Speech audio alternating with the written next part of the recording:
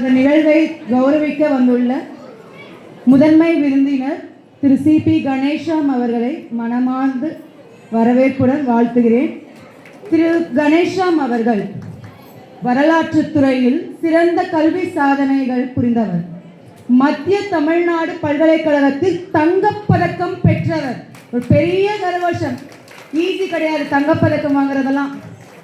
மற்றும் UGC net தகுதி தேர்வில் தேர்ச்சி பெற்றவர். நெட் எக்ஸாம் சொல்லுவாங்க, மிகவும் கஷ்டமான எக்ஸாம், அதில் தேர்ச்சி பெற்றிருக்காருன்றப்போ ரொம்ப சந்தோஷமாக இருக்குது கேட்க. இவர் தற்போது ராமகிருஷ்ணா மிஷன் விவேகானந்தா கல்லூரியில் உதவி பேராசிரியராக பணியாற்றி வருகிறார்.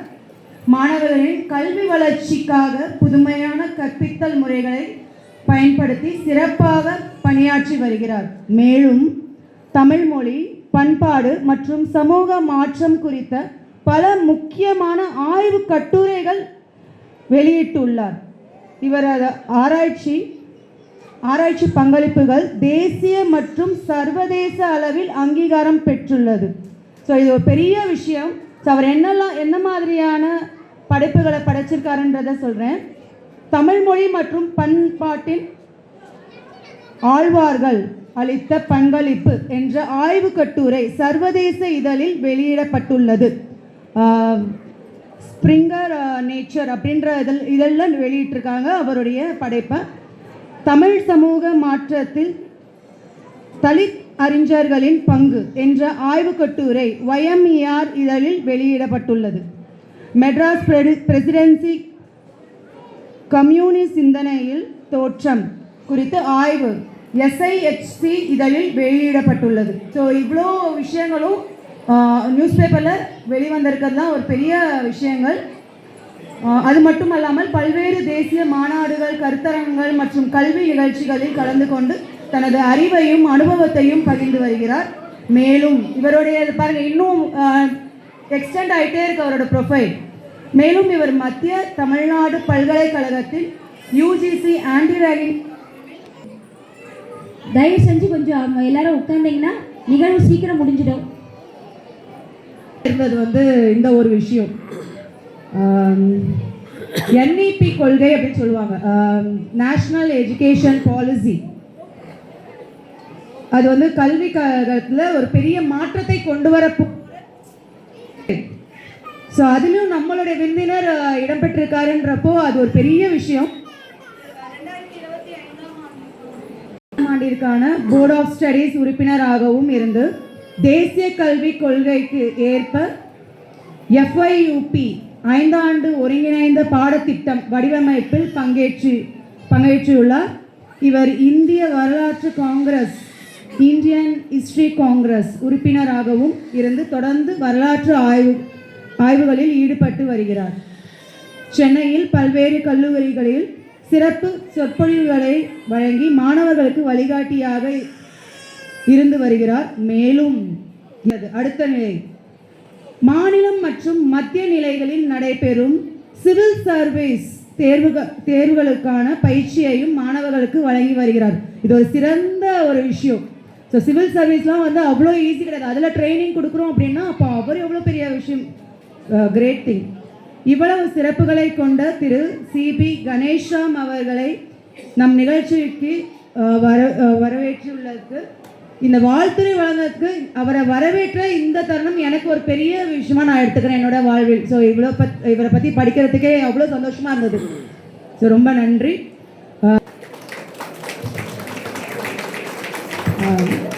ஸோ சும்மா அவரோட ப்ரொஃபைலில் அவர் அவ்வளோ பேசுவார்லாம் சொல்லிட்டா மட்டும் எப்படி, அவர் பேச்சு நம்ம கேட்க வேண்டாமா? கேட்போமா? ஒரு பெரிய கரகோஷத்தோட அவரை பேச அழைக்கிறேன். ஸோ எல்லாருக்கும் வணக்கம். மேடம் என்னை பற்றி ரொம்ப மெச்சி சொல்லியிருக்காங்க. அவ்வளோ ஒரு பெரிய விஷயம் இல்லை இதெல்லாம். ஆக்சுவலாக எல்லாருமே லேர்னர்ஸ் தான்.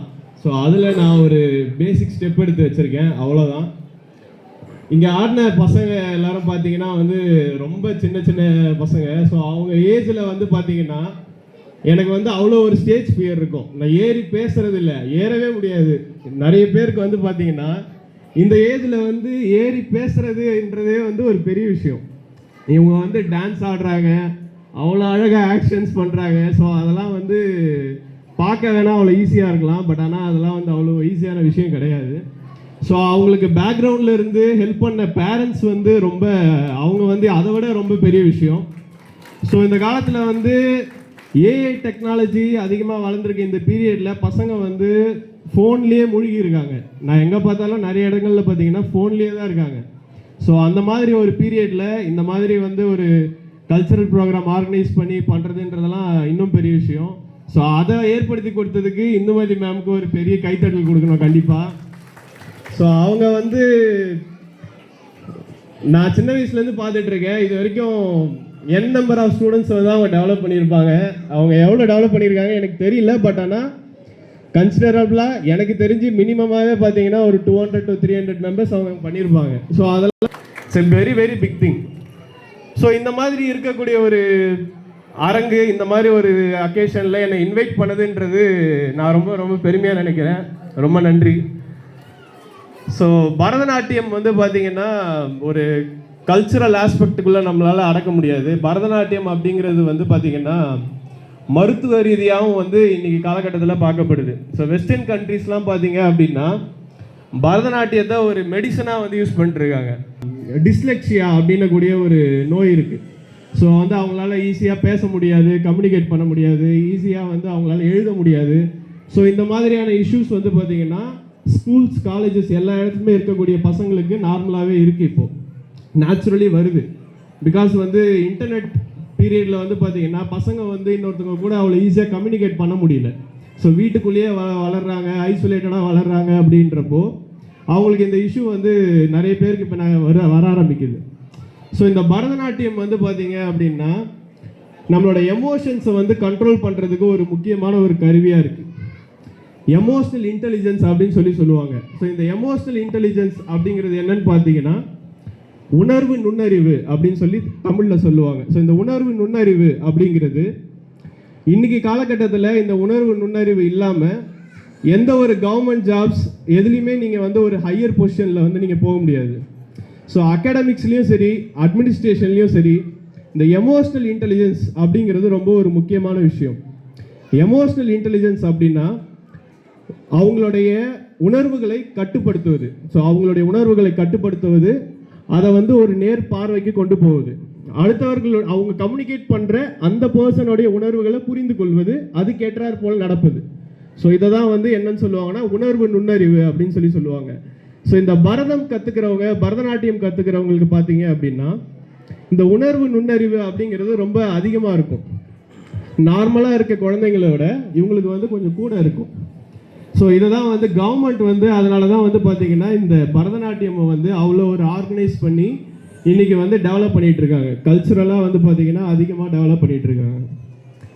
இன்னொரு பக்கம் பார்த்தீங்க அப்படின்னா இந்த பரதநாட்டியம் அப்படிங்கிறது வரலாற்று ரீதியாகவும் அவ்வளோ முக்கியமான ஒரு விஷயம். வரலாற்று ரீதியாக எந்த மாதிரி முக்கியம் அப்படின்னு பார்த்தீங்கன்னா யோசிச்சு பாருங்க. சப்போஸ் வந்து பரதம் அப்படின்ற ஒரு கலையே இல்லை அப்படின்னா கோயிலில் எப்படி சிற்பங்கள்லாம் இருக்கும்? கோயில்களே இருக்காது இல்லையா? கோயில்களில் இன்னைக்கு நீங்கள் போனீங்கன்னா அதிகப்படியாக பார்க்குறது சிற்பங்கள் தான். ஸோ நடன சிற்பங்கள்லாம் இருக்கும், நீங்கள் பார்த்துருப்பீங்க. ஸோ நடனம், பரதம் அப்படின்னு ஒரு கலையே இல்லை அப்படின்னு பார்த்தீங்கன்னா கோயில்களில் வந்து இந்த சிற்பங்கள்லாம் இருக்காது. அதே மாதிரி இடைக்கால இந்தியாவில் எல்லா மொழிகளில் இருக்கக்கூடிய முக்கியமான சிறப்பு அம்சங்கள், எல்லா மொழிகளில் இருக்கக்கூடிய சிறப்பு அம்சங்களை வந்து இந்த பரதத்து மூலயமா தான் மக்களுக்கு வந்து எடுத்துகிட்டு போனாங்க. ஸோ அரசர்கள் வந்து இந்த விஷயங்களில் வந்து ரொம்ப ஈடுபாடு காமிச்சு வந்து எடுத்துகிட்டு வந்திருக்காங்க. யோசிச்சு பாருங்க, பென், பேப்பர் எதுவுமே கிடையாது. எப்படி நீங்கள் வந்து அடுத்த தலைமுறைக்கு உங்களுடைய செய்தியை வந்து எடுத்துகிட்டு போவீங்க? பென் கிடையாது, பேப்பர் கிடையாது, கூகுள் டிரான்ஸ்லேஷன், கூகுள் கிடையாது, எதுவுமே கிடையாது. கல்வெட்டுகளுக்கும் முன்னாடி, கல்வெட்டுகள் வர்றதுக்கு முன்னாடி காலம். ஸோ அந்த மாதிரி காலங்கள்லேயே யோசிச்சு பாருங்க. ஸோ ஒரு கலை வந்து அடுத்த ஜெனரேஷனுக்கு எடுத்துகிட்டு போகிறதுக்கான ஒரு முக்கியமான கருவி தான் இந்த பரதநாட்டியம். சரிங்களா? ஸோ இந்த நெக்ஸஸ் ஆர்ட் அப்படின்னு சொல்லுவாங்க. இந்த பரதத்தை வந்து நெக்ஸஸ் ஆர்ட் அப்படின்னு சொல்லுவாங்க. நெக்ஸஸ் ஆர்ட் அப்படின்னா என்னென்னா, நெக்ஸஸ் அப்படிங்கிறது இணைப்பு அப்படின்னு மீனிங். ஸோ இந்த இணைப்பு கலைன்னு எதை வச்சு சொல்கிறோம் அப்படின்னு பார்த்தீங்கன்னா, ஸோ இப்போ நீங்கள் பார்த்துருப்பீங்க, இங்கே டான்ஸ் ஆடிட்டு இருந்தாங்க. அவங்க எல்லாருமே வந்து பார்த்தீங்கன்னா ஒரு மியூசிக்கல் இன்ஸ்ட்ருமெண்ட்ஸ் வந்து வாசிச்சுட்டு இருக்காங்க. ஸோ அது எல்லாமே ஒரு கலை. அவங்க ஒவ்வொருத்தரும் வாசிக்கிறது பாடுறதுன்னு பார்த்தீங்கன்னா அது எல்லாமே ஒரு கலை. ஸோ அது எல்லாமே வந்து பார்த்தீங்கன்னா இந்த நடனக்கலைக்கு உள்ளே வந்து அடங்குது. எல்லாமே வந்து இதுக்கு கான்ட்ரிபியூட் பண்ணுது. நடனக்கலை மூலயமா சிற்பங்கள் வந்து உருவாகுது. எல்லாத்த விட முக்கியமான விஷயம் வந்து பார்த்தீங்கன்னா வரலாறு. ஸோ அந்த வரலாறு வந்து பார்த்தீங்கன்னா இந்த நடனக்கலை மூலயமா அடுத்த ஜெனரேஷனுக்கு வந்து எடுத்துகிட்டு போகிறதுக்கு ஒரு முக்கியமான கருவியாக இருக்குது. ஸோ வந்து இதுதான் வந்து பரதத்துடைய ஒரு முக்கியத்துவம். ஸோ இதை வந்து புரிஞ்சுக்கிட்டு நம்ம ஒரு சொசைட்டியாக சேர்ந்து இந்த பரதத்தை வந்து அடுத்த ஜெனரேஷனுக்கு வந்து எடுத்துகிட்டு போகணும். ஸோ பேரண்ட்ஸ் வந்து இதை ஒரு மணி பேஸ்டாக யோசிக்காமல், பசங்க மேலே ஒரு இன்வெஸ்ட் பண்ணுற ஒரு காசாக யோசிக்காமல், அவங்க க்ரோத்துக்காக இன்வெஸ்ட் பண்ணுற ஒரு விஷயமா நம்ம வந்து பார்க்கணும். கிட்ட கற்றுக்கக்கூடிய ஸ்டூடெண்ட்ஸ் வந்து பார்த்தீங்கன்னா ஸோ அதை வந்து நாளைக்கு இன்னும் ஒருத்தருக்காவது அதை